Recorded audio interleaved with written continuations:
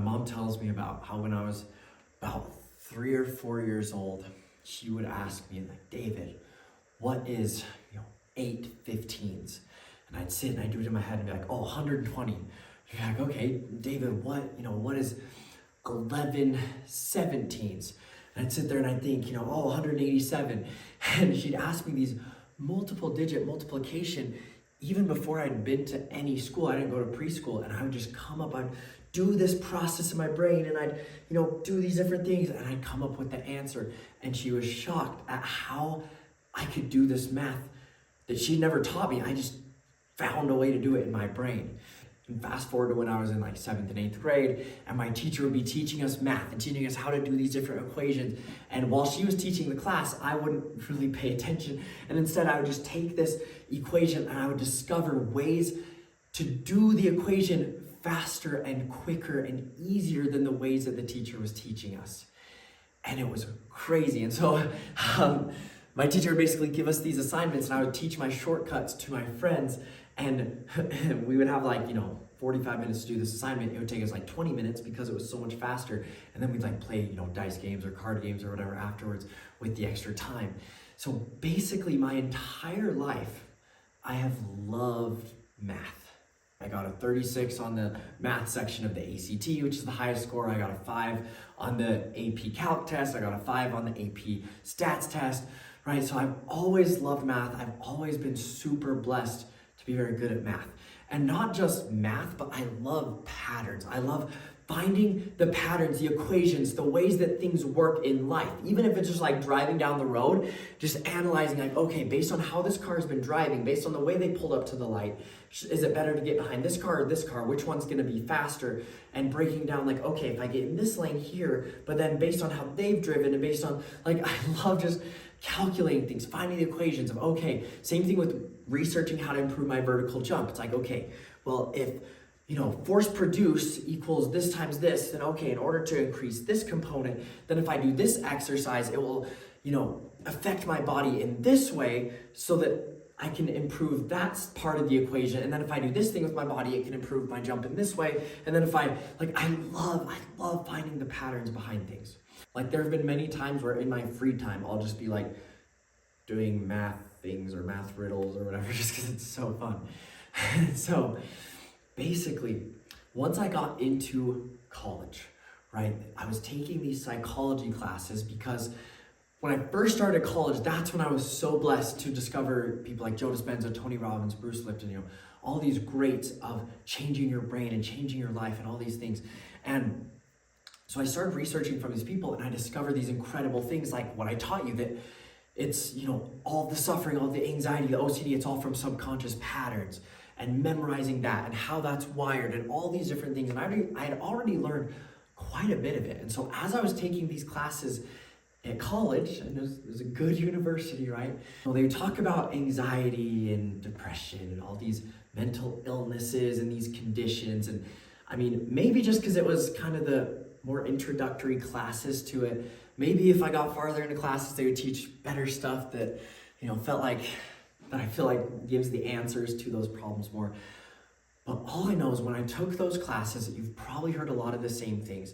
It's very vague answers and very limiting as far as disempowering answers to what causes those problems, right? They would talk about anxiety and depression and, it's just kind of this thing that you have, or just kind of this condition in your brain.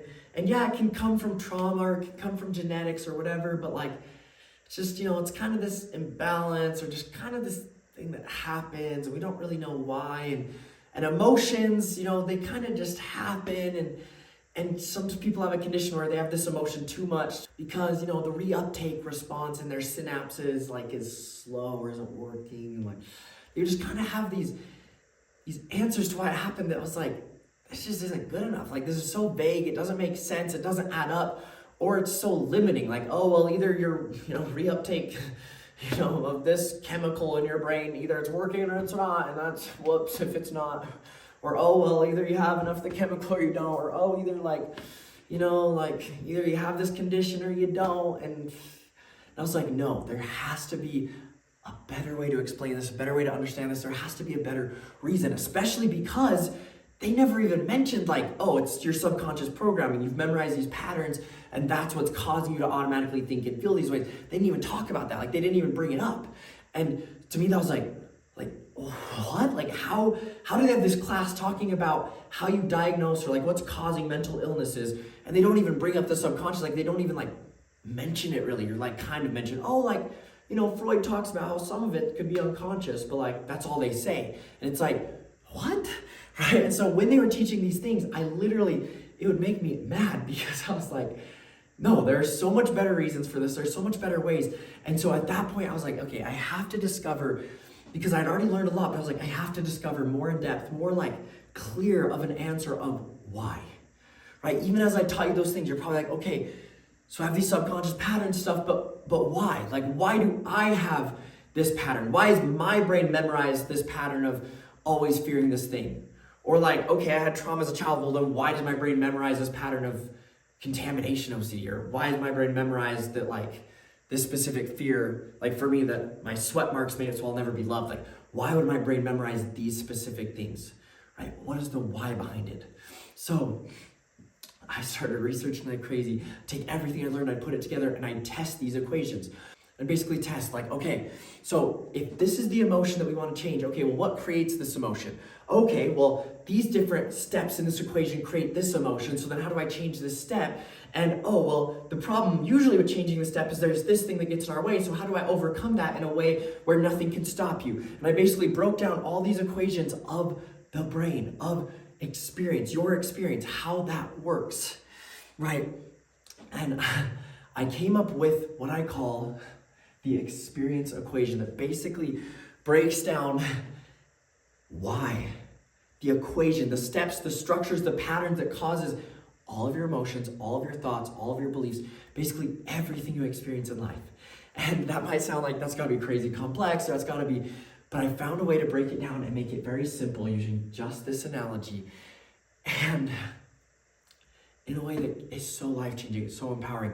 Like there's so many people that I've taught this and afterwards they're like, holy cow, like how have I never been told this before? Like this changes everything, right? Because they've been taught all the traditional things with OCD and ERP and anxiety, and they're like, this just unlocks the door. Like it just breaks, it crumbles the mountain of this OCD and anxiety is so awful and just so impossible. It's like, no, it actually opens the door to possibility, to how you can actually understand your brain, understand what's causing your thoughts and feelings, because the more you can understand something, the more you can have power over it, right? So before I go into this equation, so you can understand what is actually causing all of your experiences, first, I need to tell you about a discovery that I made that kind of set all of this up.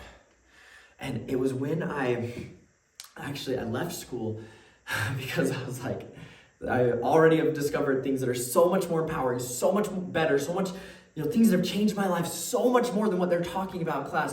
So I was like, all right, I'm out. Like, I'm gonna go discover things from better sources, discover things on my own instead of just the traditional treatments of things.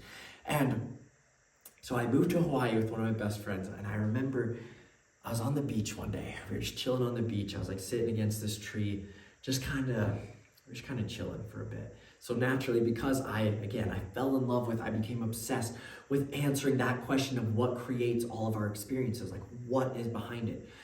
So I was just thinking about the brain and thinking about things I've learned and my experiences and everything. And so the thing that this led me to discover, the thing that this led me to realize is that it's because there's gotta be a reason behind it. There's gotta be a reason why your brain is holding on to these patterns. And part of it is, like I talked about, it's because we keep replaying it, right? We keep repeating it, reliving those same thoughts, those same feelings, those same experiences, right? But why? Why do we keep reliving it? Why do we keep going back to it? Why do we keep holding on to these patterns that make us suffer? And that's when I made the discovery.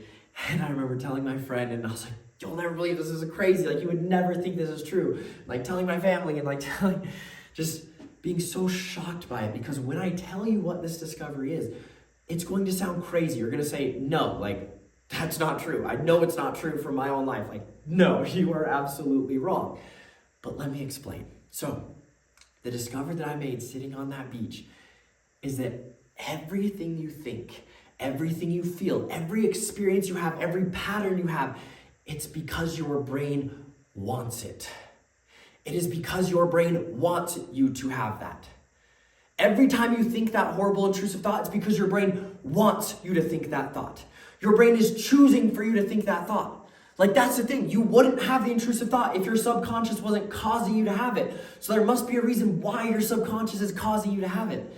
Every time you feel that just dooming anxiety and that pit in your chest, it's because your brain wants you to, or else it wouldn't cause that chemical to be released. It wouldn't cause that emotion if it wasn't wanting it, if it wasn't deciding and choosing that that's what needs to happen. And again, you might be like, why would I ever want to have a panic attack? Why would I ever want to have that terrible fear always consuming me? This is why. The experience equation, right? Like, raise your hand if you have ever thought like that and wondered, like, why on earth would my brain make me suffer this way? Why on earth would my brain make me think this horrible thought? I hate that thought. It's the worst thought in the world. Why would my brain keep making me think it? If you've ever thought that and wondered that, say yes. Or if you've ever wondered, like, this is literally the most painful emotion ever, why would my brain make me feel that? Right? Or if you've ever wondered, like, why is my brain so set on me believing this horrible thing about myself or about my life or about my future? Like, why? Like, brain, leave me alone. And why is it that the harder I try to fight and the harder I try to, like, believe this thing I want, the more that my brain just fights back? Like, why does that happen? If you've wondered those things, say yes. I wondered those things too. And that is what I was incredibly blessed to be able to discover the answers to. And this alone, I've had people literally just from understanding this and actually internalizing it and taking it in, that have overcome like 90% of their anxiety, the OCD, just from understanding this, because it actually shows you why. Shows you how you can know that your brain is lying to you and why it's lying to you. And when you understand it, then instead of it being this terrifying monster that's out of control, it's like, what is happening and why? And it's terrifying. And I've been there, right? I was like, why is my brain doing this? This is horrible. Once you understand why, then it's like, oh, it's just because of that? My brain's just doing that? That's it? And the reason isn't a reason that's scary and terrible and horrible. It's like, just like a reason that follows an equation. It's like, oh, my brain's just, it has these subconscious patterns, but those patterns are just following this equation, and that's it. And like, that's why I've been so terrified, and it feels so real, and it's so awful, and I have all these horrible thoughts. It's just because of this equation in my brain. Like, what? All right. So let's get into it. Let's break it down, but go into this believing, go into this trusting, go into this deciding that this can change everything for you, that you can take this knowledge, reshape your whole view of reality, and change your life. So if you're ready to do that, say yes. Say yes. Let's go. So the first thing you got to understand this equation is that, like I said, everything your subconscious is doing is trying to meet your needs. That's it. Like, that is the one goal, that is the one objective, the thing that governs everything your subconscious is doing is, how can I meet my needs? How can I make sure that my needs are met? So what are those needs? What are the needs your brain is so obsessed with meeting? There are 4. The first need is the need for safety and survival, right? We all know this, that strong biological force inside of us is to try to keep us alive. Like, that is, in all animals, that drive to stay alive is so powerful, right? We have the need to stay safe and survive, to not have damage, not have pain, not have injury, not die. That is a huge need we have, every single person. The second need, and these really get into like emotional needs, right? The second need we have is the need for freedom and control. We have a need to be able to control our life. The life isn't just happening to us. We're not just a victim of the unknown and the uncertain of, oh, this thing could happen to me. And no, we have the need to control what we're doing, what we're feeling, what we're thinking, what's happening, our external circumstances, right? Because that way we can make sure that our other needs are met by controlling it. And truly, when you get into like a deeper soul level, it's the need for freedom. That even if I can't control something, if I can still be free despite that thing, then I'm good, right? That need for freedom. The third need is, it talks about this in the book, How to Win Friends and Influence People, which is a great book. I love that book. But it talks about how basically everything we do in life is driven by the need to be significant, to be important, to be valued, to be good enough. Such a strong need, right? Social media. Oh, I'm posting, I'm trying to get likes, I'm trying to get views, and I'm trying to get followers because I'm trying to be good enough. Or so much of us, trying to have successful careers, or of everything that we're doing, whether it's, oh, I'm trying to be a good basketball player, I'm trying to be special in this way, of I know everything about Star Wars, or whatever it is. We have this need to be good enough, this need to be significant, important, valuable. And the need to not be horrible, to not be bad, right? I'm not a terrible person, I actually am good enough, right? The fourth need, and probably the biggest, strongest need, is the need for love and connection. We have the need to be loved, whether it's loved by family, by friends, by strangers, right? A sense of community, and especially the intimate love, that deep, personal, strongest love with your significant other. Like, that is the need that we all have, and the need for connection, right? That, even if I'm not feeling like a deep sense of love with this person, I still need connection with other people, to actually connect with them and again, have that sense of belonging and community. So these are the 4 needs that everybody has. No matter how you were raised, no matter what traumas you've been through or haven't been through, no matter how much you're like, oh, well, I don't care what people think about me. No matter your race, ethnicity, gender, where you're from, anything, we all have these 4 needs. But the place where it's different between every single person individually is, one, the order of those needs, the order of importance here, right? So some person might have freedom and control, might be a need that is more important to them than the need for love and connection, right? So they might not go into that relationship because they think it would take away from their freedom and control in their life. So they'll actually give up love in order to have more freedom. Or maybe someone views significance more important than safety. So they'll do risky things that make it so they don't have, they might not be safe, or they might do risky things so they don't have as much control in an attempt to be significant, valuable, important, right? So that is one way that everything differs between person to person. And the second way that we're all different, and this is where all of this comes from, and I'll even write it down here, it's so important, is what Tony Robbins calls blueprints. And it's basically what we have memorized in our subconscious as what needs to happen and not happen in order for our needs to be met, right? Because we all have the same needs we're trying to meet, but for one person, their need for significance and being good enough might mean I have to be a multimillionaire with a thriving business. And someone else, their need for being good enough might be, to them it might mean I have to have 5 happy kids that are living successful lives. That makes me significant. And for someone else, it might mean I know more about Lord of the Rings than anyone else, or whatever it is, right? We all have different ways that we have memorized that this has to happen in order for my need to be met, and these things would stop my need from being met based on my blueprints. And Tony Robbins shares a story about this super successful woman, that she's famous, she's gorgeous, she has tons of fans, tons of people that love her. She, has all this money and this freedom, and literally has what most people would view as the dream life. That is the dream life. I'm so jealous, I want her life. And he talks about how this girl was just so depressed. And she hated that she was depressed because she's I should have the dream life, but why am I so depressed? And she went to all these therapists and all these people, and no one could really help her.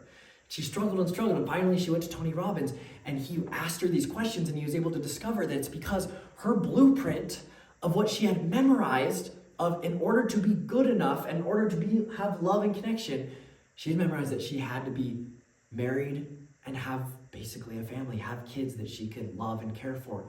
And that was the one thing she didn't have.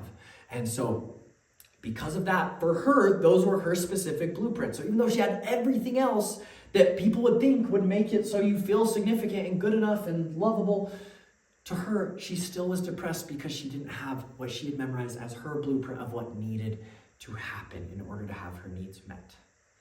Right? So, breaking this down, your blueprints are what are causing everything. Like all the OCD, the anxiety, the fear, the shame, the guilt, the happiness, all of that is caused by your subconscious trying to meet your needs through your blueprints. So let's break down what this looks like.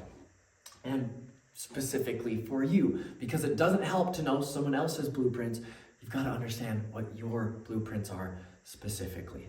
So in order to show you this whole equation now of how this works, because you might be going like, okay, valid, I have these needs and yep, and I have these blueprints of what I've memorized needs to happen, but why is my brain sending me these horrible intrusive thoughts? Like, how is that relevant to me trying to have my needs met? Like, that doesn't make any sense. So the analogy to show here, it's just this, right? You might be like, what the heck is this? It is a house with a door and a little pathway and a fence and then a star. And this is where you are, right? It's kind of like a map. That's it. Like, this is it. This is the only thing you need to see and visualize to understand everything that your brain's doing. Crazy as it sounds, right? So, to show you what this means, basically, with this analogy, the house, being inside the house, represents having your needs met in your brain, right? Experiencing my needs are met, so everything's good, right? Because if your needs are met, your subconscious whole goal is to get your needs to be met. So if you're perceiving and feeling and experiencing that your needs are met, then you're good, right? Everything's good. So the house represents having your needs met. And when it comes to mental illness or OCD anxiety or repeated suffering, right? Where it's like a chronic, I have these thoughts and feelings all the time of suffering, then the thing that is different between you and maybe someone else that doesn't have OCD or anxiety is the extent to which you have memorized that your need or needs aren't met, right? If you've memorized, that's why I put the star of you're out here, because the fact that you are suffering with OCD, anxiety, all those things, means you have memorized that your needs are not met, you've memorized you're not in the house, and you've memorized that it's because of something that is out of your control.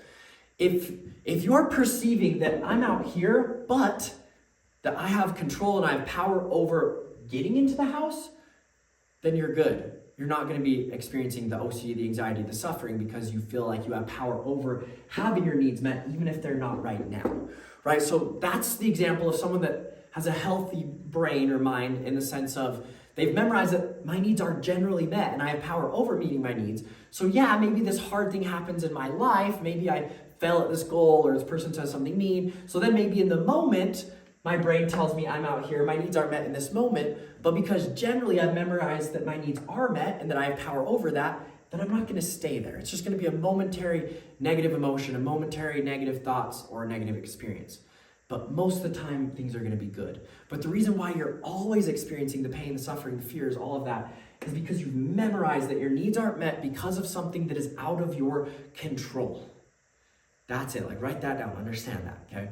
So the first thing that we want to do to make this personalized to you is we want to discover what need it is, or needs that you've memorized aren't met in a way that's out of your control. So in order to do this, it's really simple. Basically, just go through these needs and just ask yourself the question, if I knew for a fact that I would have all of the safety and survival that I want, then would the OCD and anxiety, would the suffering, would the fear, would it go away? If the answer is yes, then that's the need you've memorized not being met. If the answer is no, then that's probably not one that's really that relevant to you, right? Because maybe you've memorized, like for me, I memorized that my need for safety and survival is pretty much met, and I don't really worry about it not being met, like really ever, right? I've memorized it's met in a way that's in my control. But for the other ones, I'd memorized that they weren't met in a way that's not in my control. So for me, if I ask myself, if I knew for a fact that I would have all the safety and survival that I ever wanted, then would the anxiety, the OCD, would it go away? No, right? But move through each one and ask yourself the same question. If I knew for a fact that I would have all the freedom and control over my life in all the ways that I want, then would everything be okay? Would all the suffering go away? Oh yeah, it would. Right? If it's like, yeah, it definitely would, then it means that's the need you've memorized not being met. Or move, to the next ones. Oh, if I knew for a fact that I would have all the love and connection that I could dream of in the ways that I want, then would everything be okay? And I wouldn't even fear or worry about this thing like this OCD anxiety wouldn't even exist to me anymore. It wouldn't need to. Oh yeah, it would. Then that's the one. And again, like I said, it might be a couple of them. So it might be, if I knew for a fact that I would have all the loving connection and all the significance that I want.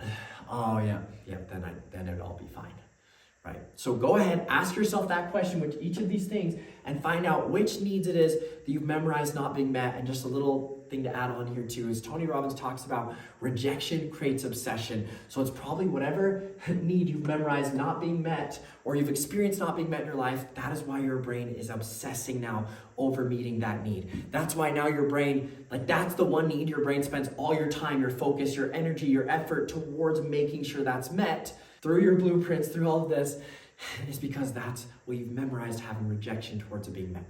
So go ahead, pause the video, ask yourself those questions, find out what need or needs it is. Come right back.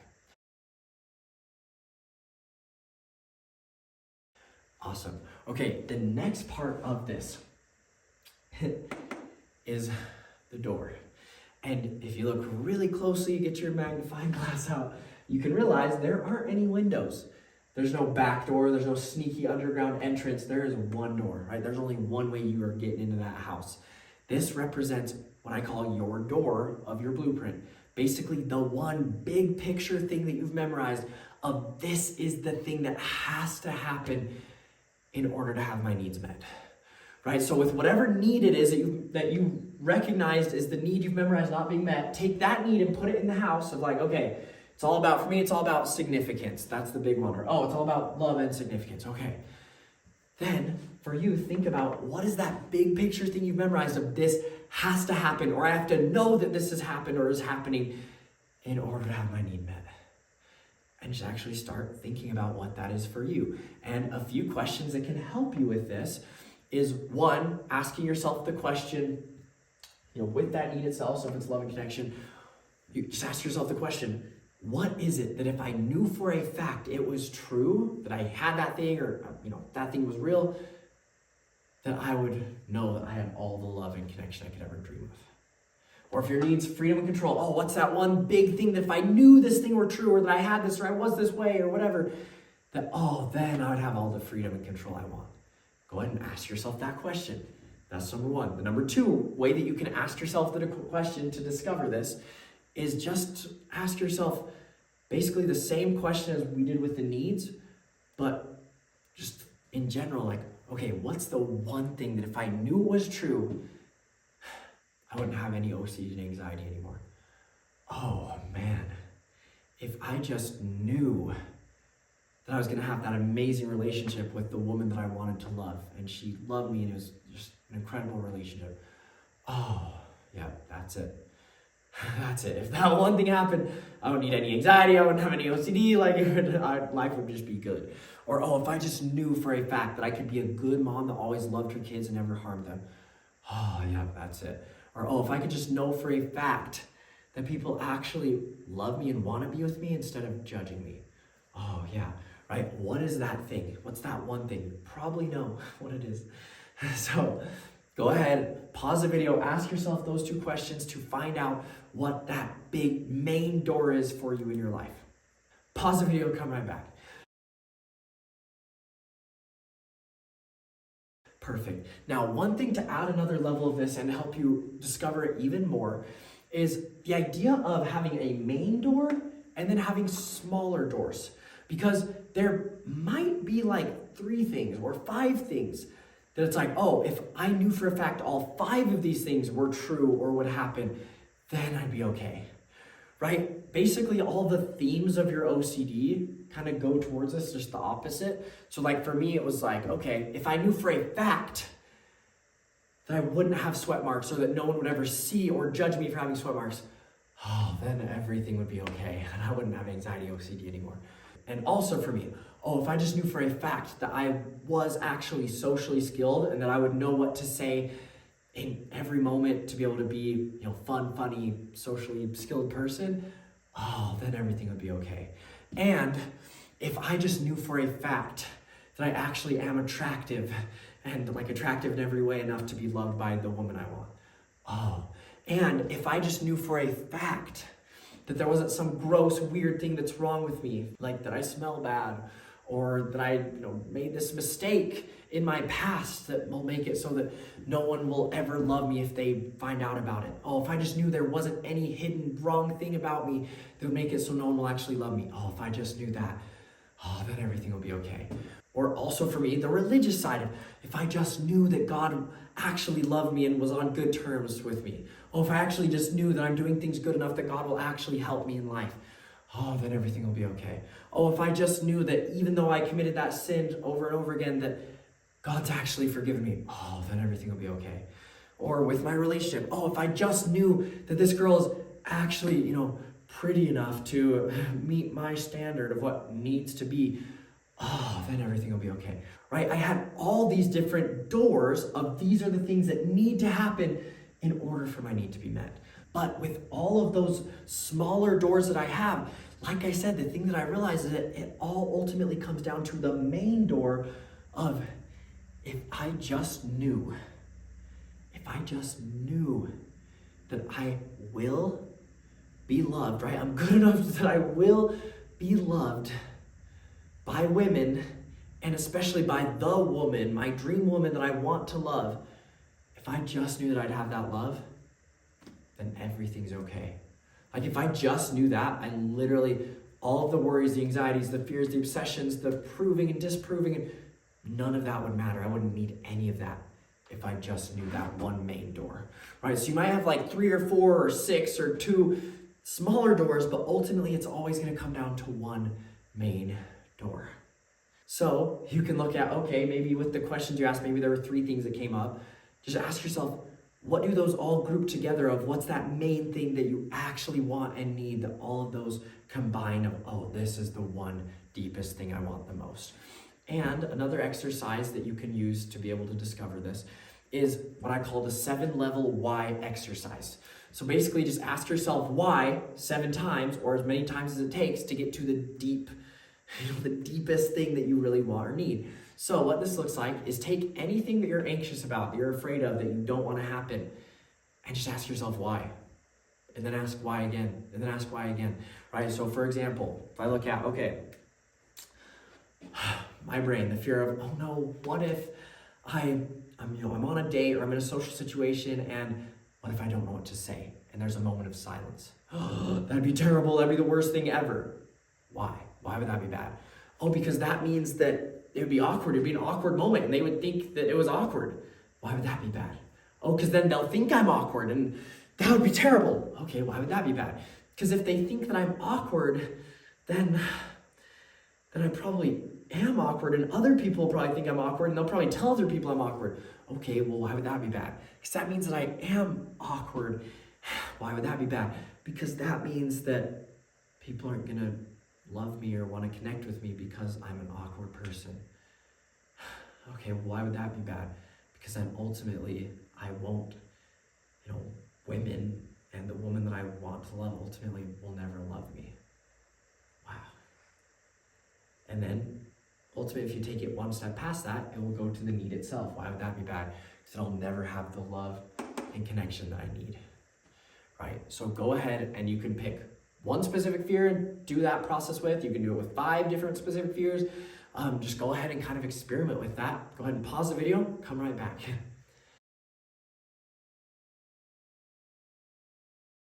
Perfect. So now that you have discovered what your need or needs are that you've memorized not being met, and now that you've discovered your main door and kind of your smaller doors, you've memorized what needs to happen in order to have your needs met, go ahead and first off, make sure those are written down so that you can remember them. If you haven't written it down yet, pause the video, write it down, come right back. Perfect. But now going into the next steps of this analogy, because even with that, it's like, okay, my need is for, freedom and control and love and connection. Got it. And my big main door is I need to be a good mom that will always love her kids, never harm them. Okay, well then why on earth would my brain always make me think those horrible intrusive thoughts of me harming my kid? Like, still isn't adding up. So, next steps of this whole equation. You also have what I call your pathway that you've memorized of all the specific things in the moment to moment that need to happen in order to get to your door. So if your door is, I need to have this amazing relationship where I know that we love each other deeply and passionately, whatever. Okay, well then in this moment, what needs to be happening in order for that to happen? Oh, I need to be feeling love and feeling like they love me and I love them. Oh, and I need to feel the love in this specific way. Oh, and I need them to be saying this thing to me. Oh, and I need to only have good thoughts that support that I'm loving them instead of thoughts telling me I don't. Oh, and I need to be feeling also excitement about my relationship. Oh, and I need to have other people look at my relationship and go, wow, you guys are amazing together. Those are all the things I need, plus more, right? That's your pathway. It's all the specific things in the moment to moment of your life that need to happen in order to have your needs met. And this is where it becomes so eye-opening towards what's causing all the suffering. It's what I call fences. Fences are what you have memorized in your subconscious as what can't happen in order to have your needs met. So basically, if this thing happens, my need will not be met. Because again, you've memorized you're out here, that your needs are not met, you're not in the house. So now you're like, shoot, I have to follow this pathway to get to this door so I can get in the house and have my needs met. But what about the fences?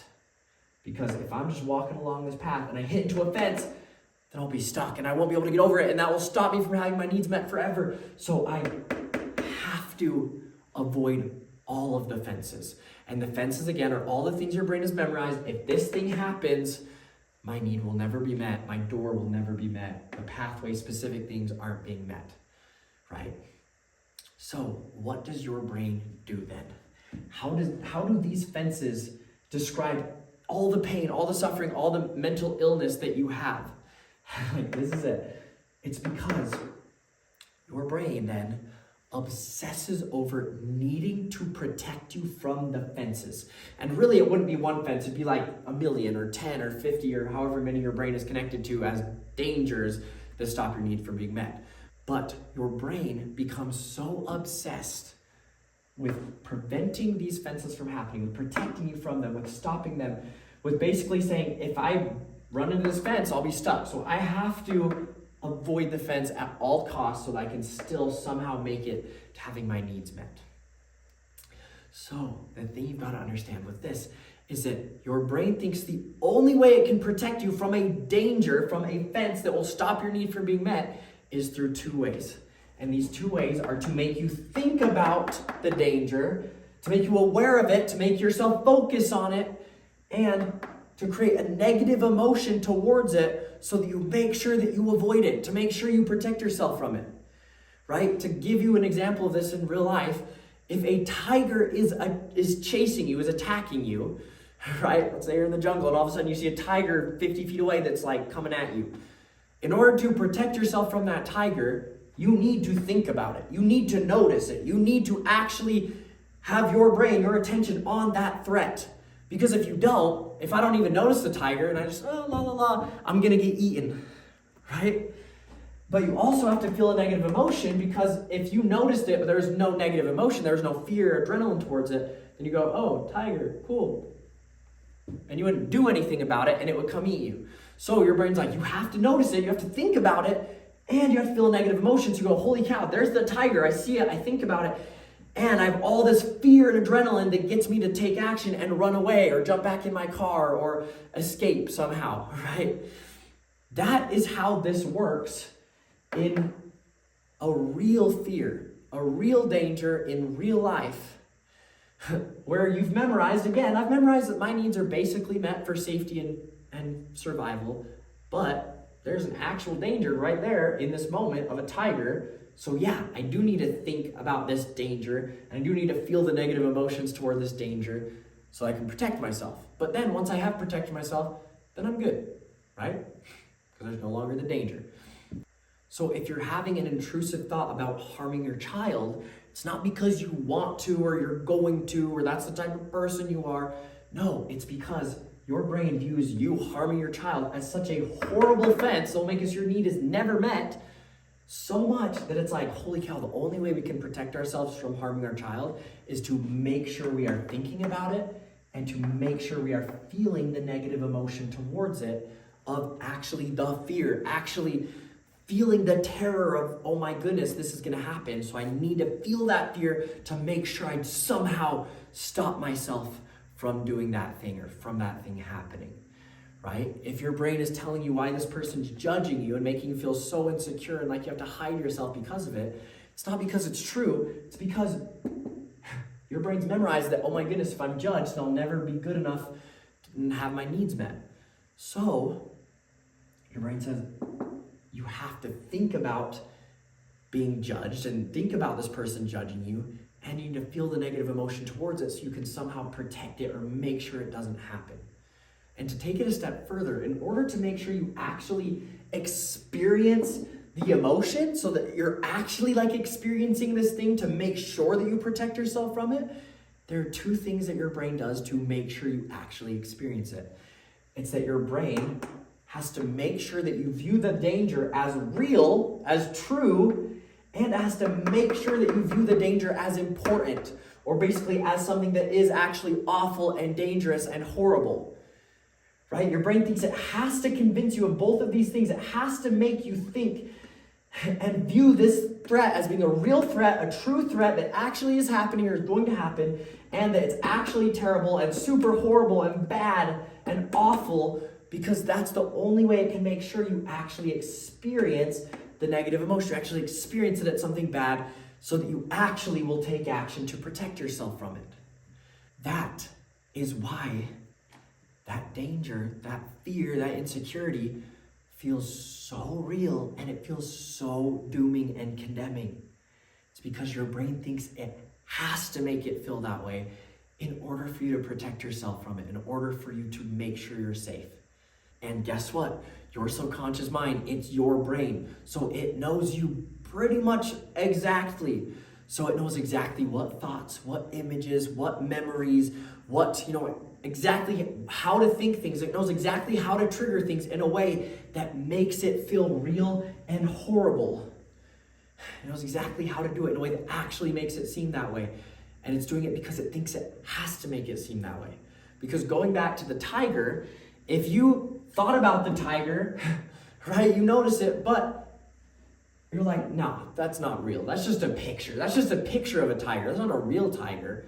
If you don't think it's real, that it's a real thing happening, then again, you're just going to keep walking and the tiger's going to eat you. Or if you don't think it's important to avoid the tiger, if you see it and you're like, oh, that's a real tiger, but tigers aren't dangerous, they're not bad, it's not important to avoid the tiger, so I'll just keep walking, then it's going to eat you. Right? So your brain thinks the only way to protect you from that tiger is to make sure that you know that it's real, so you totally, fully experience, yes, that is real, and that is important, that is dangerous, that is a bad thing that would be horrible for my life. And it's going to do whatever it can to make sure that you experience it that way. So, with the tiger, when there's that threat, it's going to make you think about it, it's going to make you feel the negative emotion, and to do that, it's going to make sure that you actually think it's real and that you actually think it's a bad, awful, important thing that you have to avoid. So that's what your brain is always doing towards dangers or fences in order to protect you from them. So it's actually doing it to try to help you. It's doing it on purpose. That's why I said everything your brain is doing, all the fears and the anxiety and the shame and the guilt and the intrusive thought and the panic attack, all of it is because your brain is doing it on purpose. But it's because your brain is doing it to try to protect you from that danger, to make sure that your needs are met. But the place where this becomes a problem is that instead of just being, oh, there is an actual tiger in this moment that I need to protect myself from, instead, your brain in your subconscious memorizes that danger. So it's going to start telling you about the danger all the time, instead of just in the moment when there's actually a danger, right? Your brain gets very distorted, very wrong, very inaccurate at telling you when there is a danger or not because it memorizes the danger. And that is when you develop what I call convincing topics. And this is so crucial. Like, write this down, star this. This is going to be everything. We are going to use this concept so much with the rest of the program of overcoming the OCD, the anxiety, the fears, all of that. So make sure that you take this in right here. Convincing topics. Basically what this is your brain, instead of just going, oh, in this moment there's a fence, I need to make sure I avoid it. Instead, your brain goes, holy cow, that fence would be so bad and it would make my needs not met in a way that's out of my control so much that it's not enough to just actually, when there's a fence, I, do these things to avoid it. No, I need to make sure that any possible fence ever that could ever possibly maybe even kind of happen, I need to already do these things towards it to make sure that I'm safe beforehand. Right? If I ever harm my child, then my needs will never be met. So it's not enough to just, if that were actually the case, to protect myself from it. No, I need to always be viewing that as a threat in every moment, for every reason, for every evidence, right? I need to basically always be convincing myself of that topic all the time to make sure that I can avoid any possible fence that could ever happen with that. So then your brain develops that topic, basically the theme of OCD or the fear, the thing that's really your convincing topic is going to be the exact opposite of your door. Like, that's it. So you're going to have your main convincing topic that's the exact opposite as your main door. Why? Because your main door is the thing your brain says this needs to happen, which means your brain is going to try to protect you from anything that would make that main door not happen. So in order to do that, and in order to make sure it doesn't miss any possible dangers, it's going to always be trying to convince you that your main door isn't going to happen, and it's going to try to always be convincing you that everything else that would stop your main door from happening is going to happen and is happening. So your main convincing topic is just going to be the exact opposite of your main door. And your other smaller convincing topics are going to be this exact opposite of your other smaller doors. So now go ahead and write down what your main convincing topic is and what your smaller convincing topics are. Go ahead, write that down, pause the video, come right back. Perfect. So that is your convincing topic. And that is why your brain all the time is making you think those horrible things. That's why you're always having the intrusive thought, and you're always having that fear and that anxiety, and you're always worrying about that, or you're always finding evidence of why people are judging you, or of why there's that thing that's wrong with you, or of why you'll never beat the OCD and anxiety, or of why whatever it is. It's because your brain's memorized in your subconscious, right? It's memorized that circuit that is now connecting to everything else, that is now influencing and changing everything else. It's memorized that circuit needs to always be fired and accessed and lived through. The circuit of your convincing topic, right? So if your convincing topic, for me, my main convincing topic then would be that I'm never going to be good enough to be loved by women, and specifically the woman that I want to love, my dream woman one day. That's my main convincing topic. So it's going to always be making me think about all of the things that will stop that from happening. And it's going to always be making me feel negative emotions of why that's not going to happen. And it's going to always be making me feel like those threats are real. Like, it's actually real that I'll never be loved by the woman I want to. And that's actually real. And that's actually true. And whatever danger it thinks of, oh, well, what if I have sweat marks? Oh, well, that would make it so I'm never loved. Oh my goodness. Even though that wouldn't, but because my brain latches onto that, and that's something that actually took me to that place that, when I thought about always having sweat marks, that did seem like a real threat while I'm in this imagination place of trying to think of everything that could stop me from being loved by women. So, when I thought of that danger, it actually did seem real. It seemed important. It seemed like something that I could hold on to as a danger in that moment. So now that is a perceived danger, then because it's a perceived danger, my brain is going to experience it as not just when I know it's a danger, but what if it's a danger, right? What if this could be a danger at any point? Oh, it could. Oh, wow. So now I need to always be thinking about it. I need to always be thinking that I'm going to have sweat marks, or always be paying attention to my sweat marks. I need to always be feeling anxious and insecure, like a loser, like a failure, and like horrible and unlovable because of it. And I need to always be viewing it as real, that that I have sweat marks and that's a horrible thing and I'll always have sweat marks. And I need to always be viewing it as important, that I have to always view as a horrible, bad, awful thing that will make me not loved and that will make me disgusting and gross and no one will ever love me if I have sweat marks. So my brain's now always trying to convince me of these things, and because my brain views that that could always be a danger then, I always could have the danger of having sweat marks, so it always has to be doing these 4 things to protect me from it.